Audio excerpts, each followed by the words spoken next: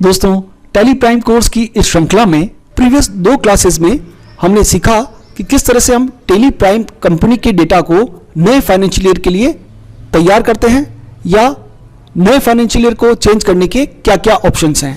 यदि अभी तक आपने प्रीवियस दोनों वीडियोस नहीं देखे हैं तो उन दोनों वीडियो का लिंक आपको इसी वीडियो के डिस्क्रिप्शन में मिल जाएगा।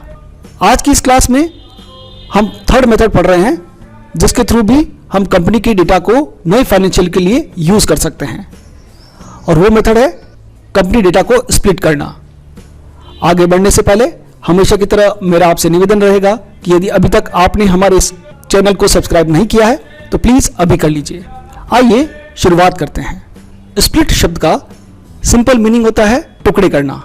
जब भी नया फाइनेंशियल ईयर आता है तो जो टैली के नए यूजर्स हैं, बिगनर्स हैं, उनके सामने समस्या खड़ी हो जाती है।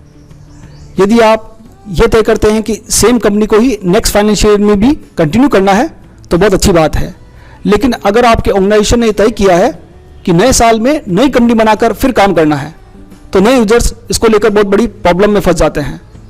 उन्हें लगता है कि नई कंपनी बनानी है, इट मीन्स नए लेजर्स बनेंगे, सारे फिर से बैलेंसेस डालने पड़ेंगे, बहुत लंबा काम होगा। तो या तो वो पुरानी कंपनी के सभी डेटा को नई कंपनी में इंपोर्ट कर सकते हैं, जो कि हमने प्रीवियस वाले वीडियो में डिस्कस किया था, या फिर वो अपनी प्रीवियस कंपनी के डेटा को स्प्लिट करते हुए नई कंपनी को क्रिएट कर सकते हैं। तो ये थर्ड मेथड है जिसमें हम कंपनी के डेटा को स्प्लिट करते हैं। हमारी इस करंट कंपनी में जिसका फाइनेंशियल ईयर आपको दिखाई दे रहा है 21-22, और हम नए फाइनेंशियल ईयर में जाने से पहले इस कंपनी के डेटा को स्प्लिट करेंगे। उससे पहले मैं आपको इस कंपनी की बैलेंस शीट दिखा देता हूं।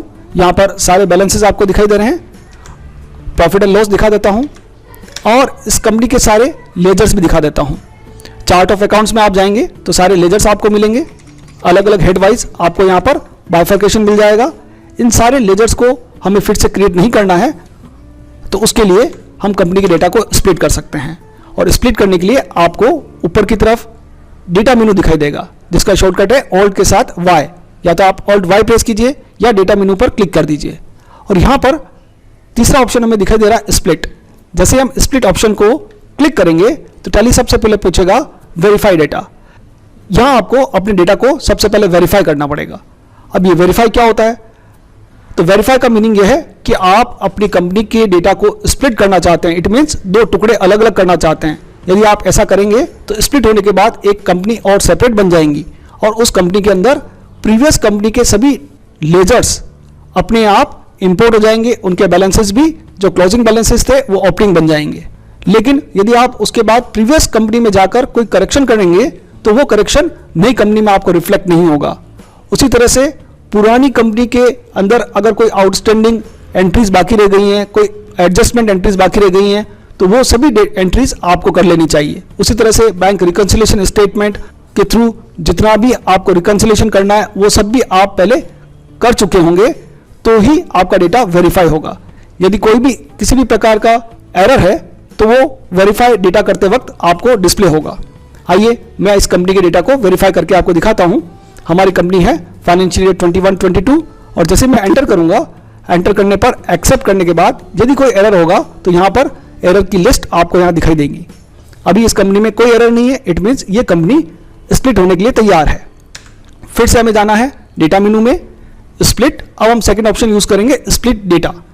स्प्लिट डेटा करते ही टैली हमें नीचे ऑप्शन देगा कि आपको किस डेट से स्प्लिट करना है। इट मीन्स हमने प्रीवियस कंपनी में 31 मार्च तक का काम कर रखा है और अब हम नेक्स्ट जो कंपनी बनाना चाहते हैं उसे 1 अप्रैल 22 से स्टार्ट करना चाहते हैं।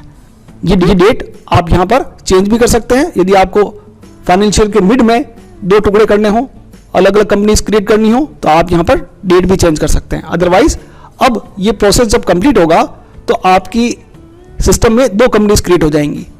तो जो मेन कंपनी होगी जिसके थ्रू आप स्प्लिट कर रहे हैं वो भी रहेगी और 2 और नई कंपनियां बन जाएंगी। एक कंपनी होगी फाइनेंशियल ईयर 21-22 के लिए और दूसरी कंपनी होगी फाइनेंशियल ईयर 22-23 नए फाइनेंशियल ईयर के लिए। तो ये सारा कुछ आपको यहाँ पर डिस्प्ले होगा। देन जैसे आप इसे एक्सेप्ट करेंगे, एक्सेप्ट करने के बाद कंटिन्यू टू स्प्लिट डेटा आप इसे यस कर लीजिएगा। यस करते ही आपका डेटा स्प्लिट होने के लिए तैयार है और आप यहाँ देख पा रहे हैं हमें यहाँ पर 3 कंपनीज दिखाई दे रही हैं। एक हमारी ओरिजिनल कंपनी फाइनेंशियल ईयर 21-22, और दो कंपनीज अलग से हमें दिखाई दे रही हैं, एक प्रीवियस फाइनेंशियल ईयर वाली कंपनी और एक नई फाइनेंशियल ईयर वाली कंपनी। तो नई फाइनेंशियल ईयर वाली कंपनी को आप सेलेक्ट करेंगे और चार्ट ऑफ अकाउंट्स में जाके देखेंगे तो सारे लेजर्स जो पुराने फाइनेंशियल ईयर में बने हुए थे वो सभी नए फाइनेंशियल ईयर के लिए नई कंपनी में क्रिएट हो चुके हैं। आप इस कंपनी का नाम भी बदलना चाहे तो वो नेम भी आप ऑल्टर के माध्यम से चेंज कर सकते हैं। और आप यहाँ पर देखेंगे बैलेंस शीट के अंदर, तो बैलेंस शीट में भी सारे क्लोजिंग बैलेंसेस ओपनिंग बैलेंस के रूप में आपको दिखाई देंगे। इस तरह से आप इस थर्ड मेथड से भी नई कंपनी बनाते हुए नए फाइनेंशियल ईयर में काम कर सकते हैं। यदि आपको आज का हमारा ये वीडियो पसंद आया हो, उपयोगी लगा हो, ज्ञानवर्धक लगा हो तो आप इसे जरूर लाइक करें, शेयर करें और कमेंट करें। आज की वीडियो में इतना ही, मिलते हैं अगले वीडियो में। तब तक के लिए खुश रहिए, सीखते रहिए, सिखाते रहिए। वीडियो देखने के लिए आपका बहुत बहुत धन्यवाद।